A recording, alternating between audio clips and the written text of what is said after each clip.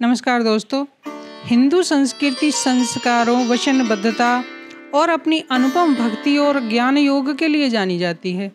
आजकल शिक्षा बिकने लगी है, पर एक समय था जब गुरुकुलों में आम नागरिक हो या राजा का पुत्र या फिर किसी विद्वान या ऋषि की संतान, उसे उसकी योग्यताओं के अनुसार ही शिक्षा दी जाती थी।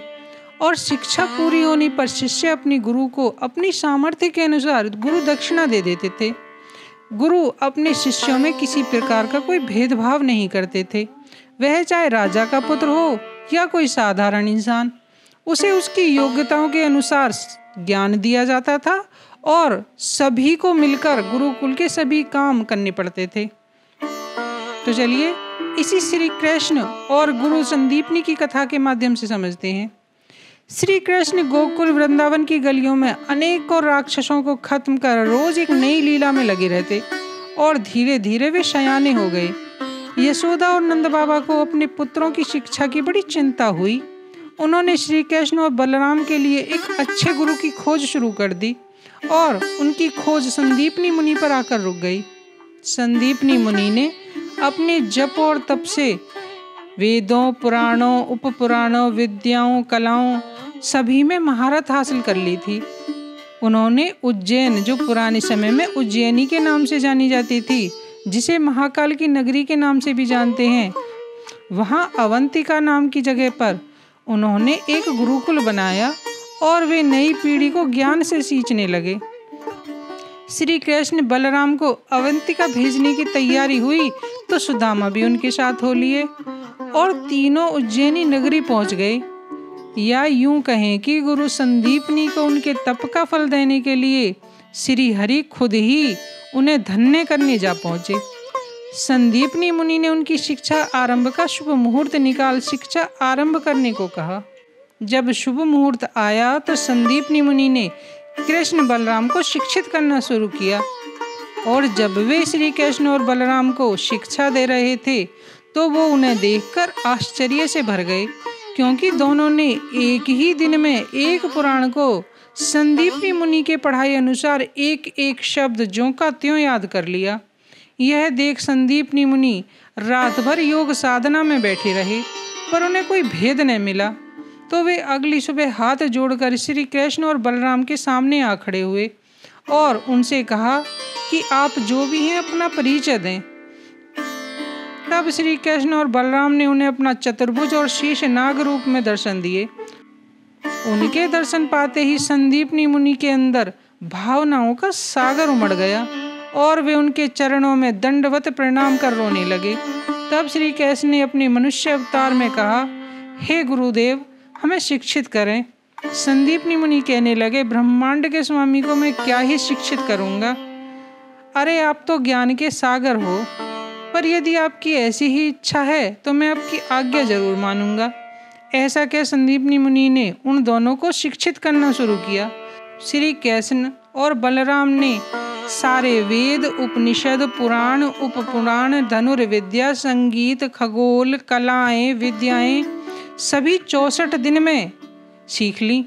संदीपनी मुनि ने जिस ज्ञान को प्राप्त करने में जीवन लगा दिया, उन्हें श्री कृष्ण और बलराम ने मात्र 64 दिनों में सीख लिया। 64 दिनों बाद संदीपनी मुनि श्री कृष्ण और बलराम से बोले, भगवान, मुझे जो कुछ भी आता था मैंने सब कुछ आपको सिखा दिया है, अब मुझे क्या आज्ञा है। तब बलराम बोले, गुरुदेव, शिक्षा प्राप्ति के बाद शिष्य अपने गुरु को गुरु दक्षिणा देते हैं, क्योंकि जब तक शिष्य गुरु को गुरु दक्षिणा नहीं देते तब तक शिष्य अपने गुरु के ऋणी रहते हैं। इसलिए आप बताएं कि आपको हमसे क्या गुरु दक्षिणा चाहिए। तब संदीपनी मुनि बोले, भगवान, आपने अपना चतुर्भुज रूप दिखा पहले ही अपनी गुरु दक्षिणा दे दी है, अब मुझे आपसे कुछ नहीं चाहिए। पर बलराम संदीपनी मुनि से गुरु दक्षिणा का आग्रह करने लगे। तब संदीपनी मुनि बोले, भगवान, मैं तो तपस्वी हूँ, सामंजस्य बना लेता हूँ, पर मेरी पत्नी अपने इकलौते पुत्र के गम में हमेशा दुखी रहती है। यदि आप चाहते हैं तो मुझे मेरा पुत्र लौटा दें, मेरी पत्नी को तृप्त करें। तब श्री कृष्ण और बलराम के पूछने पर संदीपनी मुनि कहने लगे, एक दिन मैं सागर के तट पर तप साधना में लीन था। मेरी पत्नी भी आवश्यक कार्यों में लगी हुई थी। तभी सागर की लहरें हमारे पुत्र को बहाकर ले गईं। हमारा पुत्र सागर के पास है।